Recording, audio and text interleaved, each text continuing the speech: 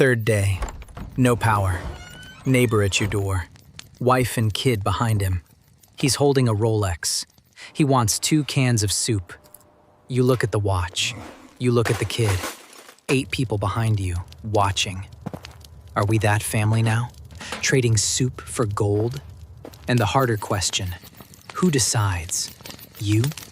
A vote? Half say yes, half say no. He's still standing there. This is where prepping meets reality. Not the stockpile.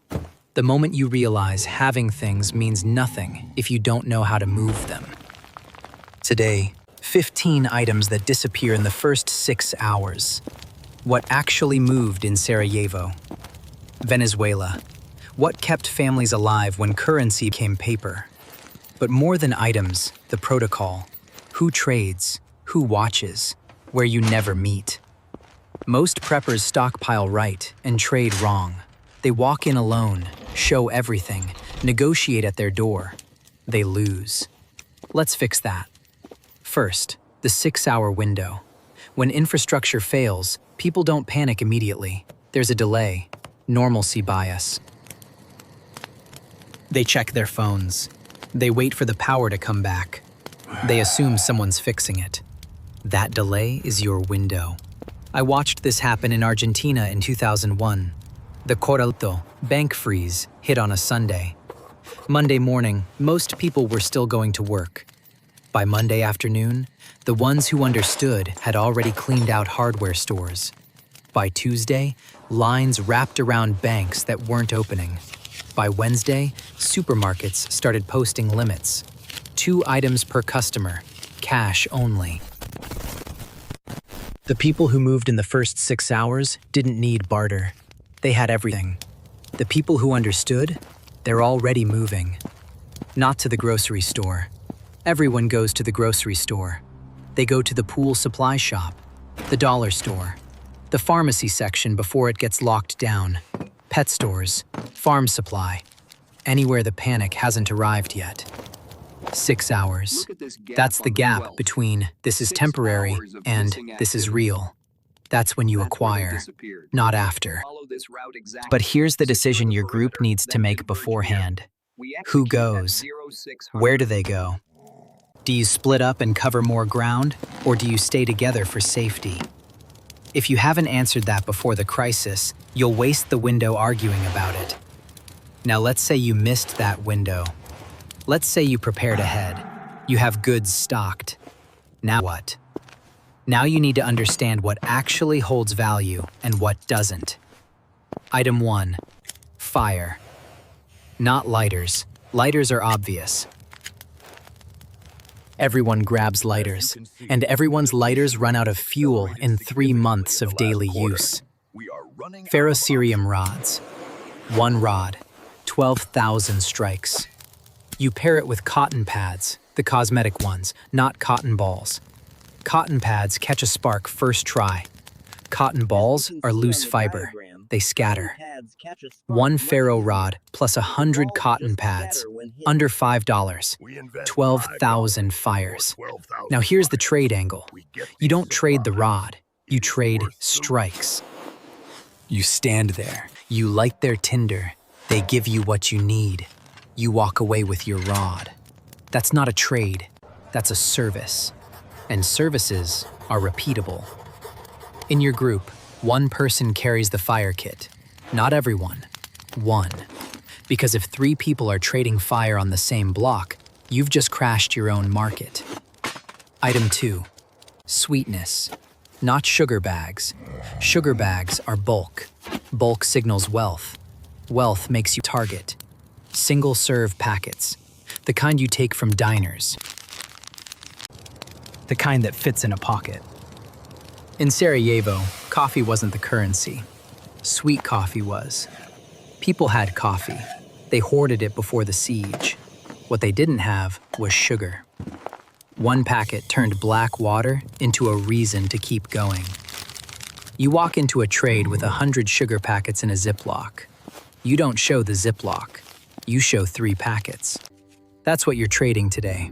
That's all you have, as far as they know. Scarcity is positioning. Item 3. Clean. Shampoo sachets. Not bottles, sachets. The single-use kind from hotel stays. Here's why this matters. When you trade a bar of soap, you trade once. When you trade sachets, you trade 50 times. 50 different deals. 50 different relationships. And relationships are the actual currency. 1 sachet gets you information. 2 gets you a favor. 5 gets you a skill you don't have. Maybe someone patches your shelter. Maybe someone knows where water's still running. Your group needs a logistics person. Someone who tracks inventory. What you have, where it is, what moves. If everyone's dipping into the stash, you have no idea what's left. 1 person. Inventory is their job. They say yes or no. Not a vote, a roll. Item 4. Disinfection. Most people stockpile liquid bleach, sodium hypochlorite. It's cheap, it's everywhere, it works. Except it doesn't. Not after 18 months. Liquid bleach degrades. 20% strength loss per year. By year 2, you're pouring water on your water. Calcium hypochlorite. Pool shock. Powder form. 68% concentration. Stable for 10 years if you keep it dry and sealed. 1 pound treats 10,000 gallons. 1 pound. 10,000. You're not trading the pound. You're measuring out doses. 1 tablespoon. 16 drops per gallon of water. You bring a measuring spoon. You bring instructions. You become the water guy. The water guy doesn't get robbed. The water guy gets protected. But here's the decision you need to make now. Who in your group is the water guy? Not whoever knows chemistry, not we'll figure it out. Right now, a name, a role, a backup if gone. Item 5. Repair. Duct tape, gorilla tape, reinforced fabric backing. I'm not going to pretend this is revolutionary. Everyone knows duct tape. What they don't know is the failure mode. Standard dollar store tape, thin adhesive, paper backing. In cold weather, the glue gets brittle. In heat, it turns to paste. 6 months on a shelf in a garage that gets hot? Useless. You want the thick stuff. Gorilla brand or equivalent. Store it inside, climate controlled, in the original wrap. And you don't trade rolls, you trade arm's lengths. Tear off what they need, keep the roll in your bag, never show how much you have. This applies to everything. Show units, not bulk. Always. Let me stop here. We're 5 items in. But I want you to notice something. I haven't just been listing objects. I've been talking about roles, about who carries what, about who does the talking. Because that's where most groups fail. You get 8 people together, everyone has opinions. Everyone thinks they know the value of things. Everyone wants to be at the table. And when everyone's at the table, no one's watching the door. I'll tell you a story from Sarajevo. A man named Haris, this was 1993, deep in the siege, had built a decent stockpile. Cigarettes mostly. Gold of the siege. He heard about a trade opportunity. Someone had medicine. His daughter was sick. He went alone. Brought too many cigarettes because he was desperate. Met in a basement his contact chose.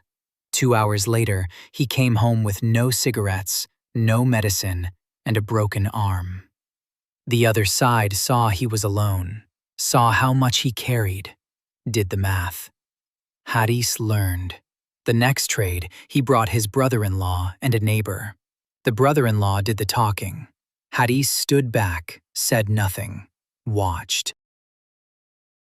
The neighbor waited outside with a clear sight line to the door. Same cigarettes, same medicine ask. This time, fair trade. No broken bones. Here's the protocol, and I want you to write this down. 1 person speaks. That's the face, the negotiator. They have nothing on them except the specific items being traded that day. Nothing extra, nothing that reveals your full inventory. 2 people stand back, visible but quiet. They're the presence. Their job is to exist, to remind the other side that this isn't one desperate person. This is a unit.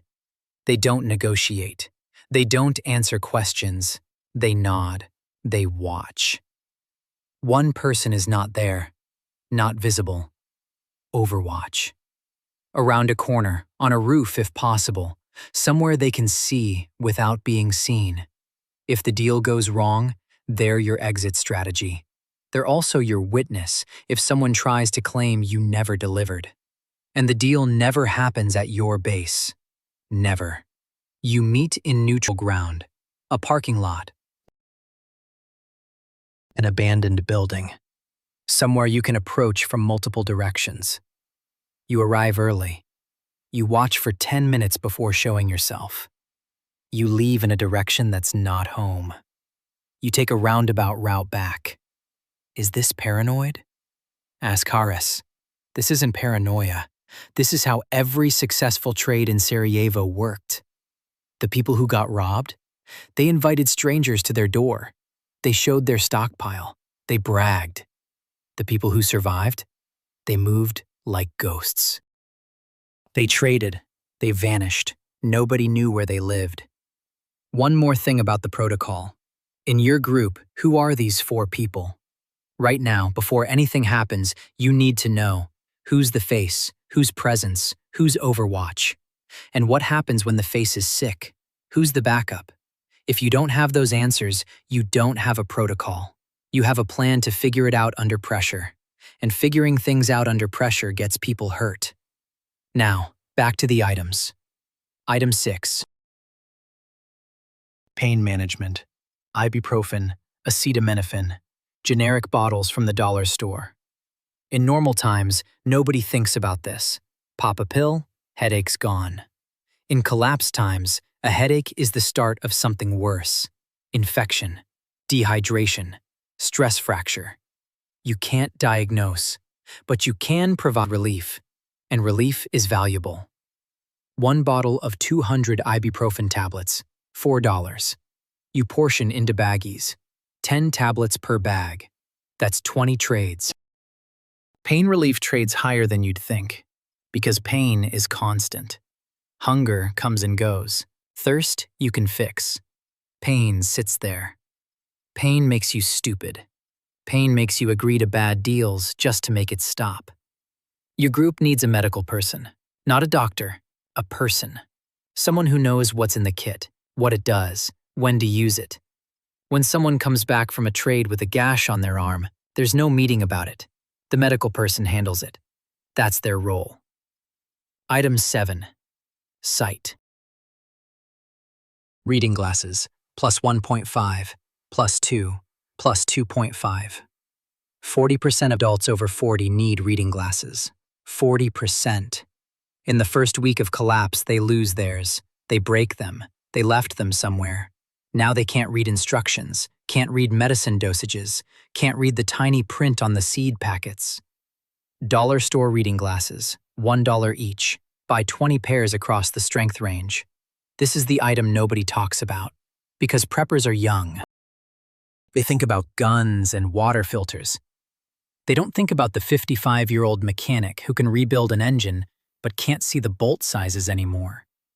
That mechanic will trade a lot for glasses, and once he can see, he becomes useful to everyone, including you. Your group. Who needs glasses now? Do you have backups? What happens when they break? Item 8. Morale, Part 1. This is where most preppers get it wrong. They think survival is survival. Food, water, shelter, medicine. The physical stack. But humans don't run on physics. They run on psychology. And psychology crashes before the body does.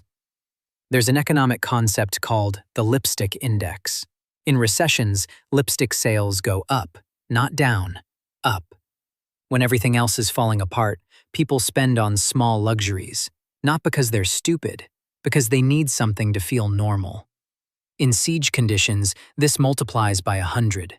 Tea bags, not coffee, tea. Coffee's a stimulant. It jacks people up. In a high-stress environment, more stimulation is the last thing you need. People are already on edge. Their cortisol is through the roof. Adding caffeine to that makes them jumpy, reactive, bad at decisions. Tea calms. Tea is ritual. Boil water, steep bag, wait 3 minutes. The waiting is the point.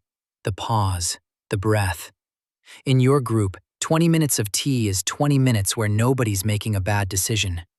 20 minutes where the guy who's been pacing all morning finally sits down. 20 minutes where the argument that was building just doesn't happen. You buy the cheapest black tea, store brand, 100 bags for $3. You're not selling flavor, you're selling pause. In Sarajevo, the items that traded highest weren't the survival items. People had survival items. What they didn't have was a reason to survive. A man I read about, this was in a documentary interview, said something I never forgot. He said the worst part wasn't the hunger. The worst part was the flatness. Every day the same. Gray buildings, gray sky, gray food if you had food. Nothing to look forward to. Then someone traded him a pack of playing cards. That night, 4 neighbors came over to play. For 2 hours, they weren't in a siege. They were just people playing cards. He said those cards saved more lives than water filters. Not literally, but maybe literally. Morale items, cigarettes, coffee, playing cards, anything with sugar, those moved 3-to-1 over beans and rice. Remember that.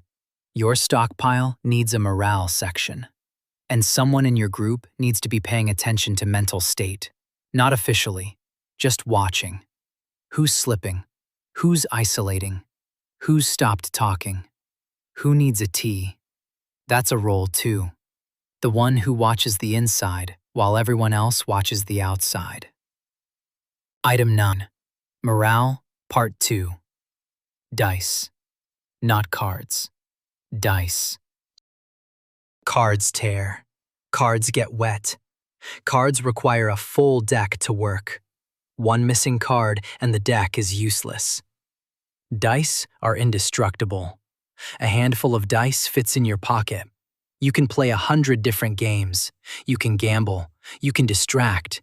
You can keep kids occupied for hours. $2 for a bag of 50 dice.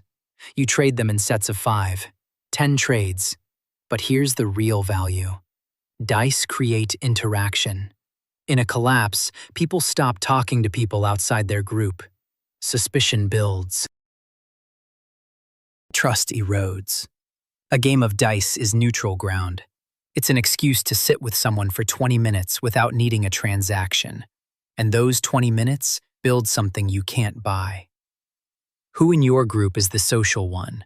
The one who can sit with a stranger and make them comfortable? That's a role, and it's more important than you think. Item 10. Vice.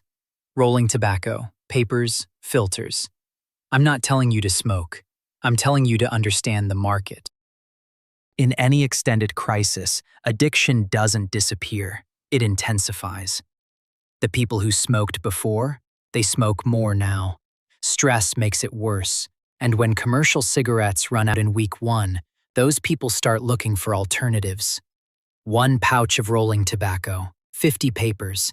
That's 50 hand-rolled cigarettes. You're trading singles, not pouches.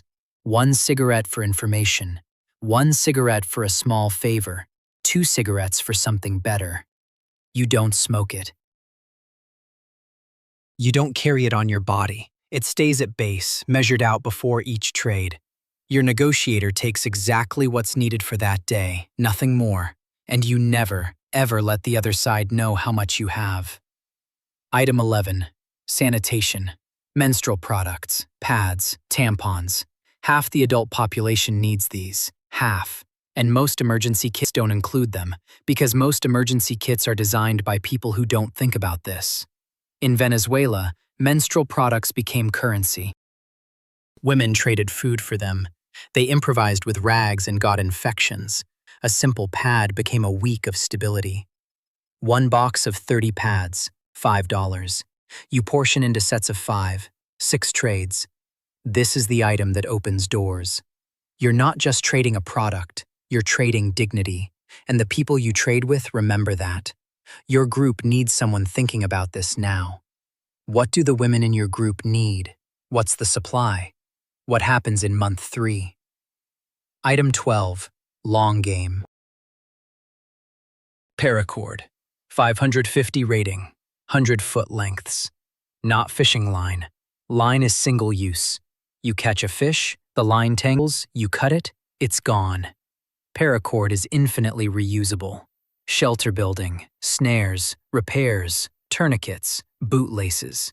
7 inner strands, each strand usable alone. 100 feet costs $4.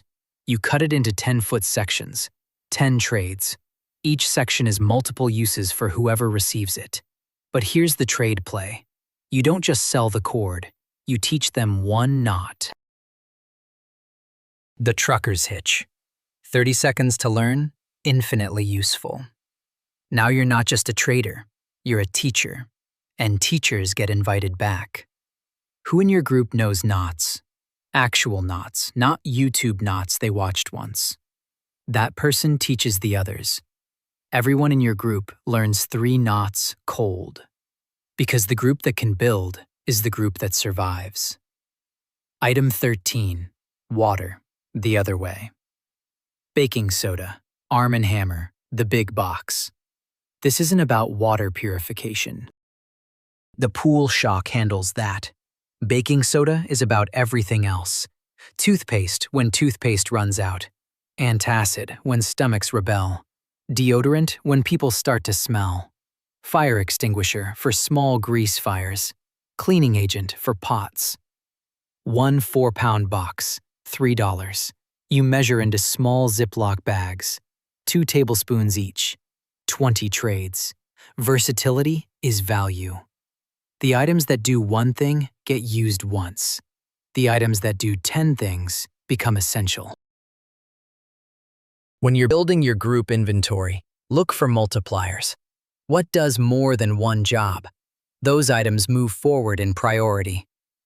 Item 14. Containment. Contractor bags, 3 mil thickness, 55 gallon. Not trash bags, contractor bags. Regular trash bags rip. They're designed for light waste. 1 sharp edge, 1 heavy load, they fail. Contractor bags hold. Rain catch, shelter material, poncho, body bag if it comes to that. 20 bags for $12. You trade singles. 20 trades. But here's what matters. You label them before the crisis. Write on each bag in permanent marker, rain catch, shelter, waste. Give people the use case. Make them see the value. Because a blank bag is a bag. A labeled bag is a solution. Item 15. The list. Not what you carry, what you know. This is the most valuable item on the list, and it costs nothing. It weighs nothing. It can't be stolen. In your group, right now, who can do what? Who can set a bone? Who can identify edible plants? Who can repair an engine? Who can sew a wound? Who can talk down a fight? Who can purify water with materials found in a house? Who can start a fire in the rain? That list, written down, updated every month. Because when trade talks happen, you're not just offering sugar packets and dice. You're offering access. I know someone who can fix that. I know someone who can look at that wound. I know someone who was an electrician for 20 years. You don't give names, you don't give locations, but you offer the connection. And suddenly, you're not just a trader, you're a hub. You're the person who knows people. And that person has value that never runs out. In Venezuela, the people who survived best weren't the richest. The rich people got targeted. The survivors were the connected ones. The person who knew a doctor, knew a mechanic, knew a guy at the port, knew someone with a generator. That network wasn't built during the crisis. It was built before, while things were normal, while people still did favors for favors, while trust was cheap. In Sarajevo, same pattern. The lone wolves died or fled. The connected ones traded access for protection. They became essential nodes. You didn't rob the person who could get you medicine. You protected them. Your group needs to map its skills now. Make a document. Names, skills, backups. What do you have covered? What's missing? And then, and this is the part most preppers skip, you need to know who else in your area has skills you don't. That mechanic down the street. That retired nurse 3 blocks over. The guy with the giant garden who grows more vegetables than he can eat. Those people are assets, not targets. Assets. Start building those relationships now, while things are normal. While a conversation is just a conversation. Because when the crisis comes, cold outreach doesn't work. No one trusts a stranger in a crisis. The only people they trust are the ones they already knew. That's your real inventory, not the bags of sugar, not the tea. The people you know and the skills you have access to. That's what separates a group from a mob. Now, let me bring this together. You've got 15 items. You've got roles. You've got a trade protocol. But I want you to understand something deeper. The moment everything collapses, you're going to feel pressure to trade immediately. Everyone will.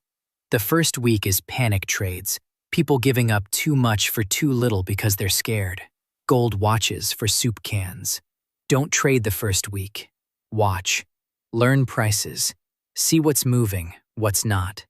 The people who trade first set the floor. The people who trade second set the ceiling. You want to be second. There's another reason to wait. The first week, you don't know who's stable. That guy offering a fair trade today might be desperate by day 10. That woman who seems reasonable might have people behind her you don't see. The first week is chaos. You don't make allies in chaos. You make mistakes. By week 2, patterns emerge. You start to see who's organized, who has something to offer long-term, who treats trades like transactions and who treats them like relationships. And when you do trade, remember what you're actually trading for. Not stuff. Relationships. The person you trade with today is the person you might need tomorrow. Every interaction is an interview. Are they stable? Are they honest? Do they have something you need long-term? Do they keep their word? Do they show up where they said they'd show up? You're not building a stockpile. You're building a network. One good relationship is worth more than 100 fair trades. Because that relationship becomes a pipeline. They know you're reliable. You know they're reliable. Next time, you trade without the whole protocol. Next time, it's just 2 people who trust each other. That's the real goal. Not surviving alone with a pile of barter goods. Building connections that make survival easier for everyone. But here's the hard part. In your group, who decides which relationships to build? Not everyone agrees. Your security guy thinks that family down the street is a liability. Your logistics person thinks they're an asset. They've got a working well. Your medical person knows the wife has nursing experience. 3 opinions, 1 decision. Who makes it? If you haven't figured that out now, while things are calm, you'll figure it out during a crisis. And figuring things out during a crisis means arguing while threats mount. It means slow decisions. It means fractures. Decide now. Who has final say on external relationships? Who decides what we trade and what we keep? Who decides who enters our space? This isn't dictatorship. This is clarity. Everyone knows the roles. Everyone knows who decides what. And when a decision needs to happen fast, it happens fast. Here's where I leave you. 15 items, written down, stored properly, portioned for trade. 1 protocol. 1 speaks. 2 stand back. One Overwatch. Never at your base. Never week one. And the question that matters most: who in your group does each role? Not, we'll figure it out. Not, whoever's available. Right now. A name. A backup. Written on paper that everyone has seen. Because when the knock comes, and it will come, there's no time for a meeting. No time for debate. No time to decide who's in charge. You look at each other. You know who does what. You move. Here's what separates groups that survive from groups that scatter.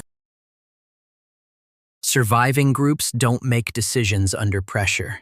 They made them before, when everything was calm, when there was time to think, to disagree, to work it out. They wrote things down: roles, protocols, who decides what, who backs up who. Then, when the crisis came, they weren't deciding, they were executing. That's not a group of preppers with matching gear. That's a unit. A man survives. A circle holds. But circles don't build themselves. You build them. Now, before the grid goes down. Before the 6-hour window opens. Before your neighbor's standing at your door with a gold watch and a hungry kid. The trade most people miss isn't sugar for medicine. It isn't cord for information. It's time for readiness. You're making that trade right now. You're spending time. You're getting ready. Make it count.